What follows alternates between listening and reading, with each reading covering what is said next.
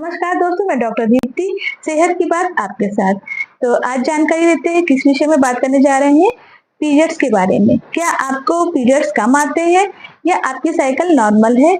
तो ऐसे जानकारी के लिए आप मेरे वीडियोस पे कमेंट करके और भी सलाह ले सकते हैं कि नॉर्मल रेगुलर साइकिल जो होती है वो 2 to 7 डेज की होती है।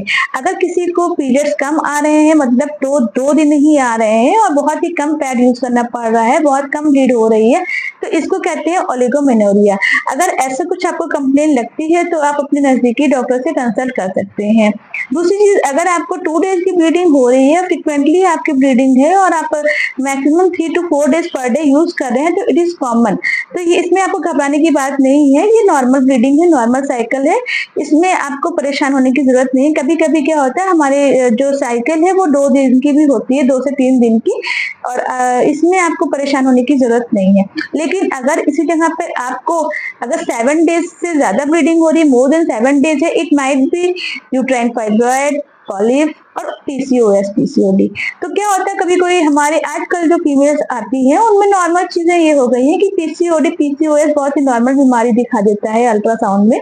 लेकिन अगर मोर देन 7 डेज आपको ब्लीडिंग हो रही है तो आपको तुरंत ही अपने नजदीकी डॉक्टर से कंसल्ट करना चाहिए। वो आपको अल्ट्रा स्कैनिंग के लिए बोलेंगे, आपके हार्मोनल टेस्ट को बोलते हैं।